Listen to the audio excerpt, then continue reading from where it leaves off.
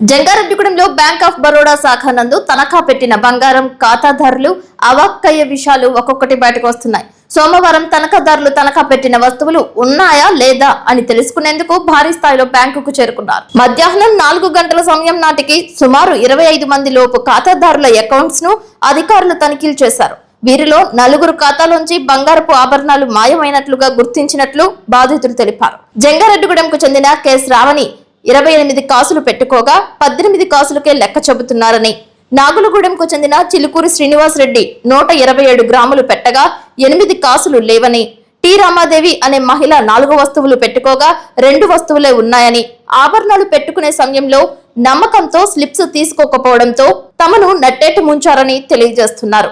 G Bhagyashree అనే మహిళ 8 కాసులు తనఖా పెట్టుకోగా 5 కాసులకు మాత్రమే సమాధానం చెబుతున్నారని వాపోతోంది. బ్యాంకుకు వచ్చి బంగారం ఇచ్చి నమ్మకంతో స్లిప్ తీసుకోకుండా వెళ్లిపోయామని, తమకు ఇచ్చిన స్లిప్ లో తమ బంగారపు ఆభరణాల వివరాలు చక్కగా రాసి బ్యాంకులో ఉన్న స్లిప్ పై బంగారపు ఆభరణాల వివరాలు రాయకుండా మానేశారని ఖాతాదారులు తెలియజేస్తున్నారు. మరో ఖాతాదారుడు మీడియాతో మాట్లాడుతూ బిస్కెట్ తనఖా పెడితే ఆ బిస్కెట్ లో సగం కట్ చేసి ఉంచారని ఆవేదన వ్యక్తం చేశారు. రాము అండి, మాది జంగారెడ్డిగూడెం వాటర్ కప్ రోడ్లో హౌస్. అయితే మేము 4 నెలల క్రితం రెవెన్యూ చేసాము.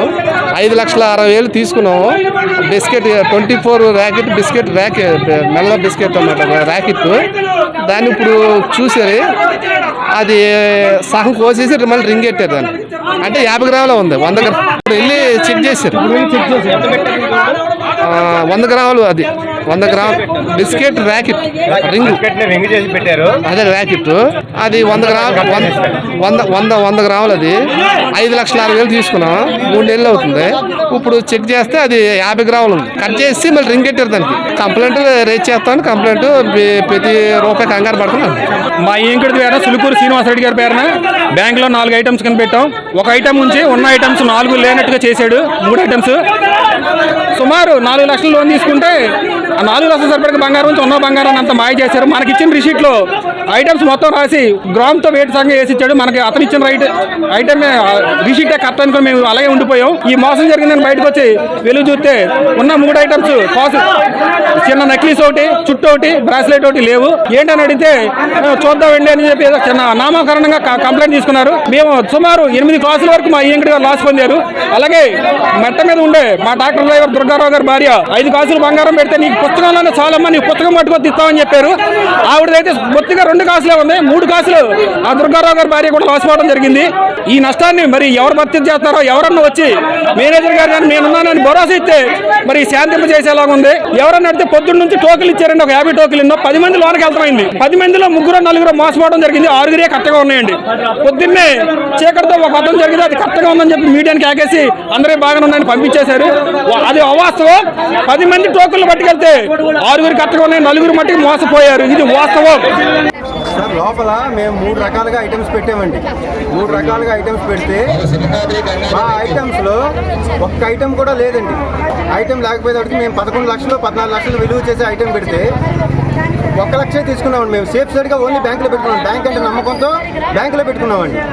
అయితే ఏంటంటే అది ఒక్క వస్తువు కూడా తీసేసి నేను పెట్టిన ₹1,00,000 ఏదైతే రింగ్ కావాలో వాళ్ళకి ఆ రింగ్ తయారు చేసి అందులో పెట్టారండి. లోపల వాళ్ళ కాగితాల మీద కూడా రింగ్ అనే రాశారు. ఆ కాగితాల మీద అన్నీ ఉన్నాయండి, వాళ్ళ కాగితాల మీద లేదండి. ఆరం దానికి సమాధానం చెప్పకుండా లోపలికి వెళ్ళిపోయారు. నేను అడిగిన దానికి సమాధానం చెప్పుకున్నాను. దీంతో మరింత ఆందోళనకు గురైన ఖాతాదారులు పోయిన బంగారానికి సమాధానం చెప్పాలని నినాదాలు చేశారు. బ్యాంక్ ఆర్ఎం రవికిరణ్ సభాముఖంగా మాట్లాడుతూ వివరణ ఇచ్చే ప్రయత్నం చేశారు. స్లిప్స్ ప్రకారం బంగారం ఇస్తామని, అపహరణకు గురైన బాధితులకు పూర్తి స్థాయిలో న్యాయం చేస్తామని సమాధానం ఇచ్చారు. ఖాతాదారుల స్లిప్స్ ప్రకారం ఇస్తారా లేక బ్యాంక్ లో ఉన్న స్లిప్స్ ప్రకారం బంగారపు ఆభరణాలు ఇస్తారా అనే దానిపై క్లారిటీ రావాల్సి ఉంది. దీనిపై మీడియా వివరణ కోరగా వివరణ ఇవ్వడానికి ఆర్ఎం రవికిరణ్ నిరాకరించారు. తన స్థాయి కాదని సమాధానం ఇచ్చారు. నమస్కారాలండి. నేను బ్యాంక్ ఆఫ్ బరోడా తరఫున రీజనల్ మేనేజర్ గా విజయవాడ నుంచి వచ్చాను. బ్రాంచ్ లో జరిగిన ఏమాత్రం అవకాశం ప్రతిదీ పరిశీలించి రావడానికి వచ్చాను. ఇక్కడ జనరల్గా మనం ఏంటంటే బంగారంతో డీల్ చేస్తున్నాం. చాలా బంగారు ఆభరణాలు ఉన్నాయి. 2,748 ప్యాకెట్లు ఉన్నాయి. ప్రతిదీ కూడా 100% మళ్ళీ 1 by 1 చెక్ చేసుకుంటూ వచ్చి ఎంత నష్టం జరిగింది ఏంటని చెప్పి ఇప్పుడు కూడా వీడియో కాన్ఫరెన్స్ జరుగుతుంది. మా పై అధికారులతో వాళ్ళు ఇన్సూరెన్స్ ఇచ్చారు. మొత్తం అన్ని చెక్ చేసి ఎంత నష్టం ఉందో అంత నష్టం అమౌంట్ చెప్తే మేము ఇన్సూరెన్స్ పంపిస్తాం. ఏ కస్టమర్కి ఒక్క రూపాయి కూడా నష్టం కలిగించకపోము. ఇది బ్యాంక్ ఆఫ్ బరోడా కాదు, బ్యాంక్ ఆఫ్ భరోసా అని చెప్పేసి ఆ బ్యాంక్ తరఫున మీకు అందరికీ హామీ ఇవ్వడానికి నేను వచ్చాను. సో ఏ మాత్రం కంగారు పడకుండా దయచేసి మా సిబ్బంది సహకరించండి. ఎవరో ఒకరు చేసిన తప్పుకి ఇంత పెద్ద సంస్థ బ్యాంక్ ఆఫ్ బరోడా అనేది దేశంలో రెండో పెద్ద బ్యాంక్, స్టేట్ బ్యాంక్ తర్వాత మన భారతదేశంలో రెండో పెద్ద బ్యాంకు. మీ ఎవరికి ఏ విధంగా నష్టం కలిసిన వల్ల మాకు ఏమాత్రం ప్రయోజనం లేదు. మా ఖాతాదారులందరూ బాగుండాలని మా కోరిక. ఎవరో కొంత సమాజంలో ఒకరిద్దరు చేసే పనుల వల్ల కొంచెం ఇబ్బందులు జరిగినాయి. మరి మేము కూడా నమ్మకం, బ్యాంకింగ్ అనేది ఒక నమ్మకం, ట్రస్ట్. మీ బంగారం కానీ డబ్బులు కానీ మమ్మల్ని నమ్మి పెట్టుకుని మీ కష్టాజీతం దాచుకుంటారు. అయితే ఎవరో ఒక మా మనిషి చేసిన దానివల్ల కొంచెం ఇబ్బంది జరిగిన మాట వాస్తవం. అతను పట్టుకుంటా ఖచ్చితంగా మేము ఆల్రెడీ పోలీసు వారికి కూడా ఇన్ఫార్మ్ చేస్తున్నాం. వారు కూడా ఆ పని మీద ఉన్నారు. అతను దొరకగానే అతని నుంచి కొన్ని నిజానిజాలు రాబడతాం.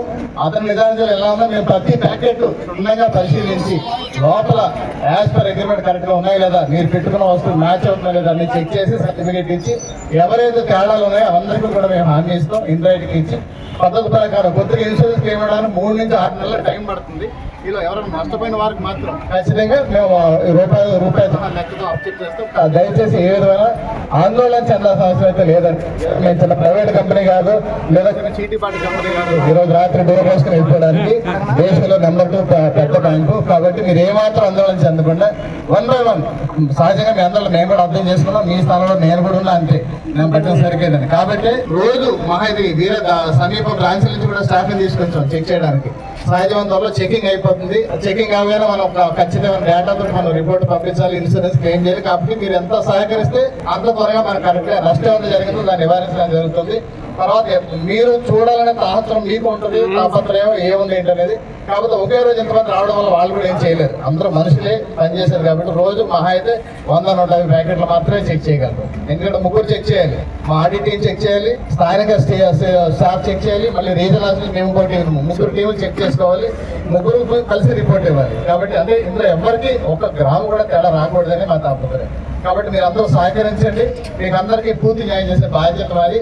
రోజు ఎవరైనా మీకు ఖచ్చితంగా చూసుకుంటూ ఉంటే కనుక ఏదైనా అనుమానం ఉంది అనుకుంటే కనుక మీరు నమ్మగా రోజు 100 మంది రండి. ఖచ్చితంగా మీరు లోపలికి పిలిచి ఈ రోజు ఎలా చూపిస్తాం అలాగే చూపిస్తాం. కొద్దిగా రోజులు పెరిగిపోతే కొంచెం స్పీడప్ కూడా అవుతుంది, అలవాటు అవుతుంది. కాబట్టి మీకు కూడా ధైర్యం వస్తుంది.